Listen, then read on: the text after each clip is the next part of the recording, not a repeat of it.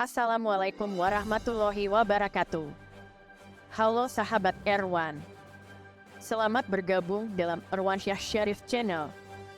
Channel yang mengedukasi kita semua.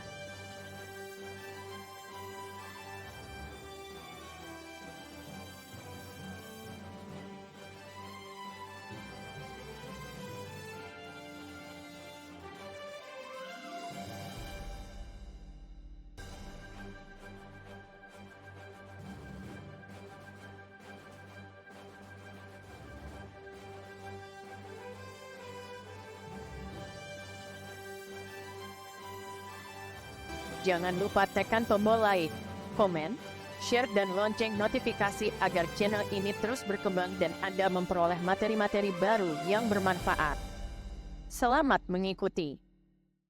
Indonesia sejak dulu sampai sekarang tidak pernah kekurangan tokoh yang berintegritas dalam berbagai bidang. Hanya saja sebagaimana dikemukakan dua tokoh sebelumnya, ada sikap dan mentalitas yang lebih suka memilih orang yang asal bapak senang. Tokoh-tokoh yang ditampilkan dalam manusia Indonesia adalah tokoh-tokoh yang nilai-nilai kehidupan, perjuangan dan integritas mereka untuk negara layak dicontoh generasi penerus. Ikuti terus di Erwansyah Syarif Channel. Channel yang mengedukasi.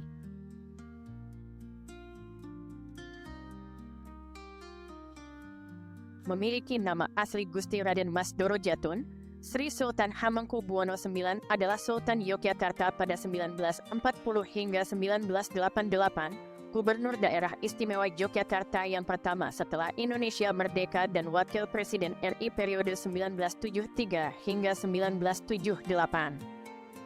Ada cerita menarik pada saat kritis menjelang serangan Belanda pada 1 Maret 1949 di Yogyakarta, di mana pada saat itu pasukan tank Belanda akan masuk ke keraton karena Belanda curiga Hamengkubuwono IX terlibat dalam serangan dadakan yang mengguncang dunia internasional itu.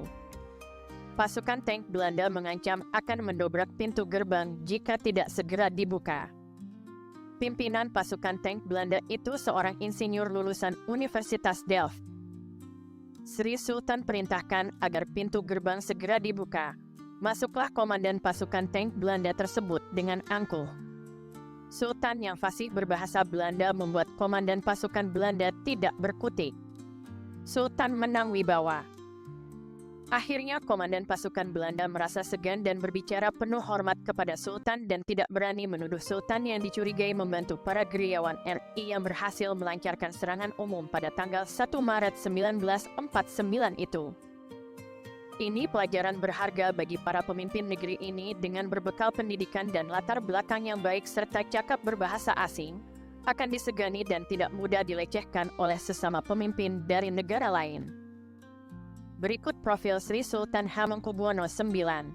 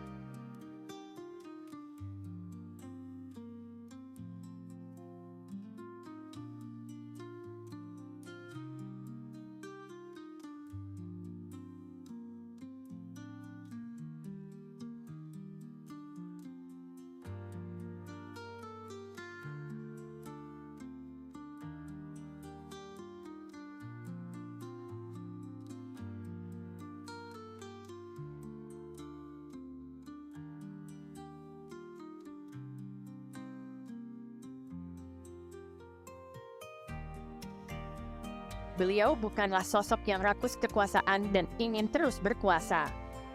Setelah masa tugas sebagai Wakil Presiden RI berakhir, Presiden Soeharto berulang kali memujuk beliau, namun beliau menolak dipilih lagi sebagai wakil presiden. Sekali lagi sebagai pemimpin, beliau memberi contoh yang baik kepada pemimpin di negeri ini untuk tidak lama-lama bila berkuasa. Sebelum sebagai wakil presiden, beliau pernah menduduki posisi-posisi berikut. Menteri Pertahanan 1948 hingga 1953. Wakil Perdana Menteri 1950 hingga 1951. Menko Ekonomi, Keuangan dan Industri 1966 hingga 1973. Wakil Presiden RI 1973 hingga 1978, cukup satu periode. Dengan bijaksana beliau sampaikan mengapa beliau tidak ingin dicalonkan kembali, yaitu karena ada rasa tanggung jawab di mana tumbuh keinginan di dalam jiwa saya untuk memberikan bakti lebih besar kepada negara dan bangsa, akan dapat saya laksanakan. Hanya apabila saya melepaskan diri dari hambatan resmi yang melekat pada jabatan wakil presiden. Sungguh menunjukkan seorang negarawan sejati yang tetap ingin berbakti kepada bangsa, namun tidak harus menduduki jabatan tinggi. Bagi rakyat Indonesia yang tidak aktif di Gerakan Pramuka tidak paham bahwa Sri Sultan Hamengkubuwono ke-9 adalah pencetus kata pramuka yang berarti Praja Muda Karana. Beliau menjabat sebagai Ketua Kuartir Nasional dari tahun 1961 hingga 1974.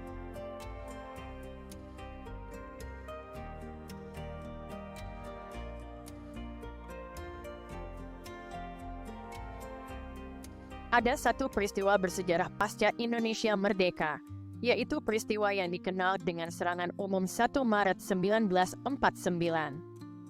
Peristiwa ini tidak dapat dipisahkan dari peran Sri Sultan Hamengkubuwono IX. Sebelum peristiwa itu terjadi, beliau sudah mendengar siaran BBC bahwa pada awal Maret akan diadakan sidang Security Council yang akan membicarakan masalah Indonesia. Atas dasar itu beliau bersurat kepada Jenderal Sudirman agar diadakan serangan. Gagasan ini muncul untuk menunjukkan kepada dunia bahwa Indonesia masih eksis. Tindakan ini dilakukan untuk melawan tekanan Belanda yang ingin menunjukkan seolah-olah Yogyakarta telah dikuasai Belanda dan Republik sudah runtuh. Desember 1948 merupakan hari yang dramatis di ibu kota Republik. Sri Sultan menceritakan kembali kejadian yang dialaminya hari itu. Kebetulan, secara diam-diam, saya toh mendengarkan radio, BBC, Voice of America, dan dari Australia. Dan saya mendengar bahwa pada permulaan Maret akan diadakan sidang Security Council yang akan membicarakan soal Indonesia. Ini yang saya pegang, dan ini menjadi alasan bagi saya, pertama untuk menaikkan semangat daripada para penduduk kembali, keduanya untuk mengadakan sesuatu yang bisa menarik perhatian. Oleh karena itu, maka pada permulaan Februari, saya kirim surat kepada Pak Dirman meminta izin agar supaya diadakan sesuatu serangan umum, akan tetapi pada siang hari. Sudah barang tentu dengan segala risiko. Mengapa Yogyakarta yang akan diserang? Sebab situasi keamanan di Jakarta pasca proklamasi kemerdekaan tidak stabil akibat serangan Belanda. Sri Sultan menawarkan Yogyakarta sebagai tempat yang lebih aman untuk memindahkan pusat pemerintahan. Yogyakarta resmi menjadi ibu kota negara Republik Indonesia sejak 4 Januari 1946 dan berakhir pada 27 Desember 1949. Perlu diingat, serangan umum 1 Maret 1949 yang berlangsung selama 6 jam itu dipimpin Letnan Kolonel Soeharto. Serangan ini untuk menunjukkan kepada dunia bahwa pemerintah Indonesia masih eksis. Akhirnya Belanda menangkap Soekarno yang kemudian diasingkan ke Prapat, sedang Hatta diasingkan ke Bangka.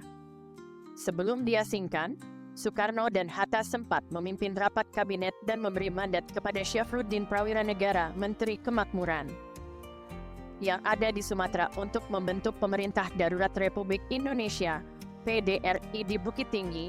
Dengan demikian ibu kota dipindahkan dari Yogyakarta ke Bukit Tinggi. Sekalipun Yogyakarta jatuh ke tangan Belanda tidak berarti Indonesia menyerah. Sebab masih ada PDRI di Bukit Tinggi sementara pasukan di berbagai daerah di Pulau Jawa masih bergerilya. Jenderal Sudirman sekalipun dalam keadaan sakit tetap melakukan serangan ke pusat kekuasaan Belanda. Sebagai bentuk penghormatan atas jasa dan kepemimpinan Sri Sultan dalam perjuangan kemerdekaan Indonesia, pada tahun 1960 Presiden Soekarno menganugerahkan pangkat tertinggi militer yaitu Jenderal Kehormatan. Sri Sultan Hamengkubuwono IX adalah masyarakat sipil pertama yang menerima pangkat Jenderal Kehormatan di Indonesia. Sri Sultan merupakan orang pertama yang dilantik Presiden Soekarno sebagai Jenderal Kehormatan. Dalam upacara pelantikan itu, Sri Sultan disebut sebagai orang yang berjasa terhadap tanah air, bangsa, dan negara. Sri Sultan memang memiliki banyak jasa terutama pada periode 1945 hingga 1949. Selain Kesultanan Yogyakarta jadi kerajaan pertama yang mendukung RI, Sri Sultan pun menawarkan Yogyakarta sebagai ibu kota negara sementara selama Jakarta diduduki Belanda. Di masa-masa sulit itu, Sri Sultan juga menyumbangkan kas kesultanan demi menopang jalannya pemerintahan. Dengan sikap Sultan yang tetap membantu perjuangan Republik, Belanda tak punya peluang sedikit pun untuk menguasai daerah Yogyakarta.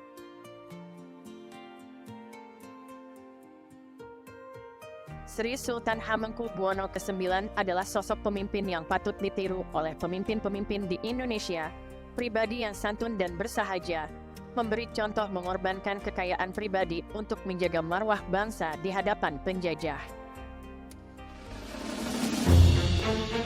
Hai guys, Sri Sultan Hamengkubuwono IX merupakan panutan tak terlupakan.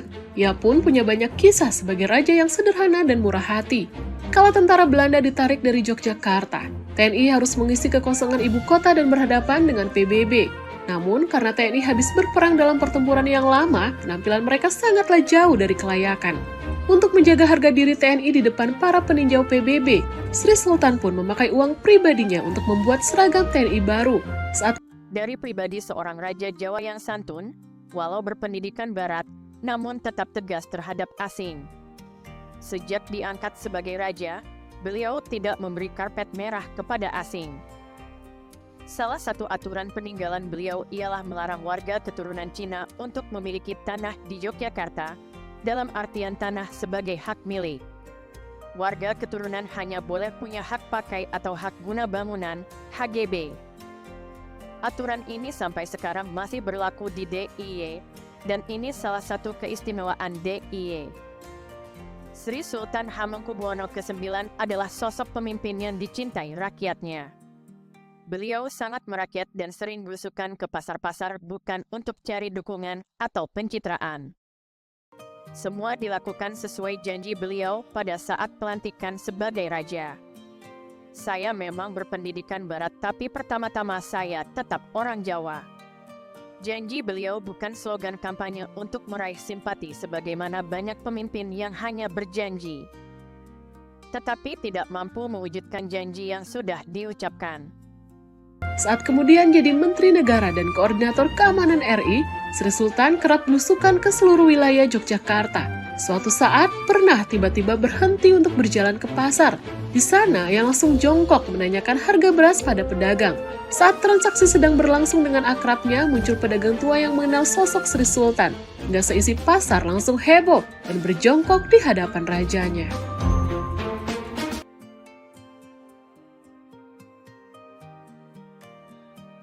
Pada tanggal 27 September 1988, Sri Sultan Hamengkubuwono IX berkunjung ke Washington, D.C. dengan tujuan pemeriksaan kesehatan di Rumah Sakit Walter Reed.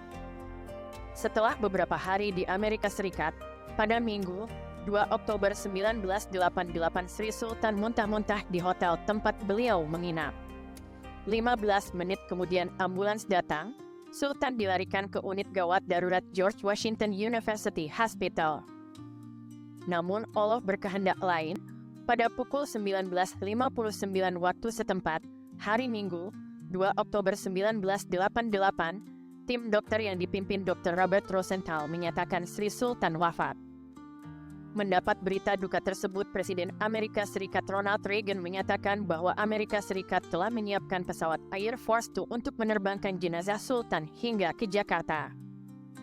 Atas perhatian pemerintah Amerika Serikat, Presiden Soeharto mengucapkan terima kasih atas bantuan pemerintah Amerika Serikat. Namun Presiden Soeharto ingin pesawat Indonesia yang menjemput jenazah Sri Sultan. Akhirnya disepakati Air Force Two akan terbang dari Pangkalan Udara bersama Andrew, Maryland ke Pangkalan Udara Hickam, Honolulu. Kemudian pesawat Garuda Indonesia DC-10 akan membawa jenazah dari Honolulu ke Bandara Halim Perdana Kusuma, Jakarta. Sesampainya jenazah di Jakarta pada Kamis 6 Oktober 1988, setelah dilakukan upacara penerimaan dengan Inspektur Upacara Jenderal Benny Murdani, jenazah disemayamkan sejenak di kantor perwakilan DIY di Jakarta. Selanjutnya jenazah dilepas oleh Wakil Presiden Sudarmono untuk kemudian diterbangkan ke Bandara Adi Sucipto, Yogyakarta dengan pesawat Hercules TNI AU. Pada saat iring-iringan jenazah mengantar almarhum Sri Sultan Hamengkubuwono ke-9 ke pemakaman, berjuta manusia berdiri di sepanjang jalan memberi penghormatan terakhir kepada beliau.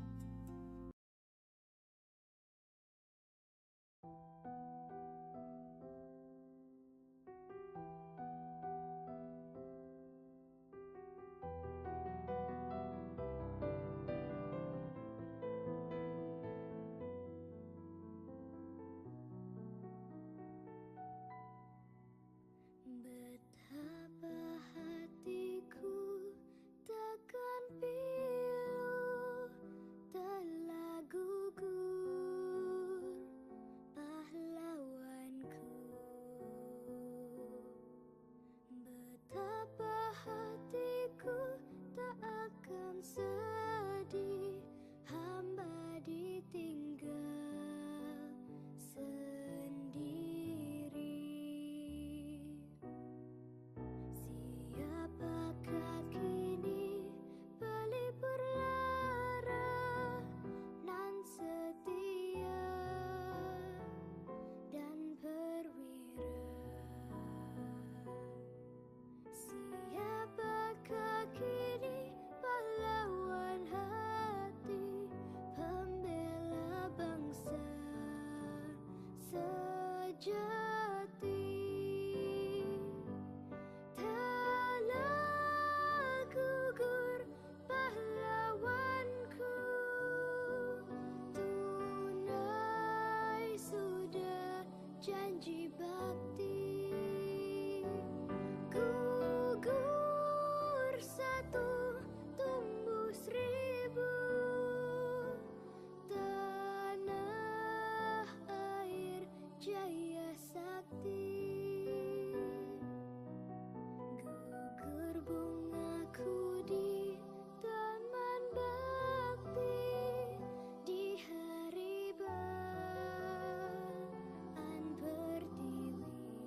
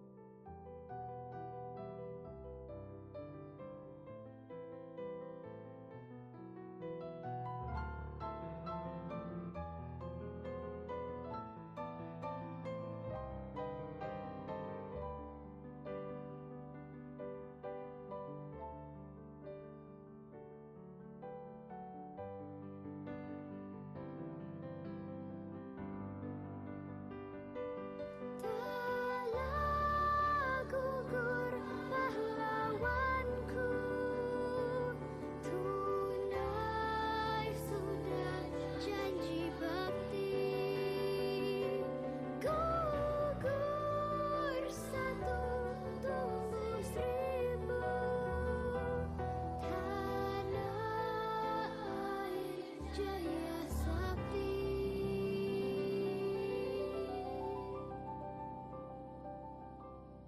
Tanah air jaya sakti.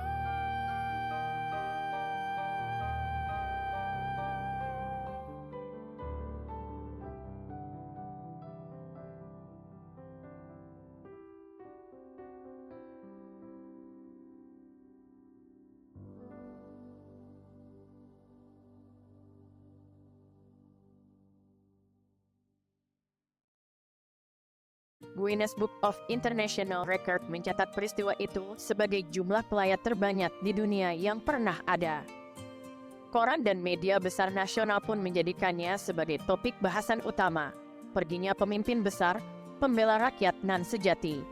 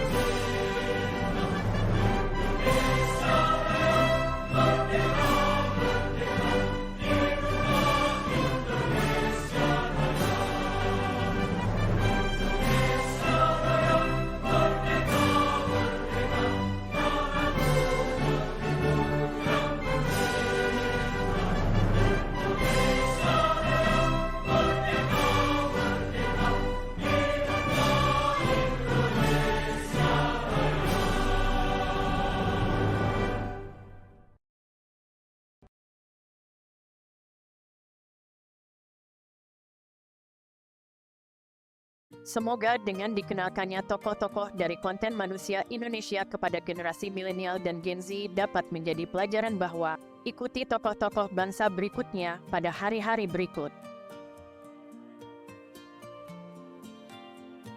Sekian kuliah hari ini. Terima kasih Anda telah mengikuti kuliah hari ini. Ikuti terus kuliah-kuliah di Irwansyah Syarif Channel dengan topik-topik beraneka yang menarik dan berbeda. Jangan lupa tekan tombol like, share, subscribe, dan lonceng notifikasi untuk mendapat materi-materi kuliah berikutnya. Wassalamualaikum warahmatullahi wabarakatuh. Salam dari Erwan.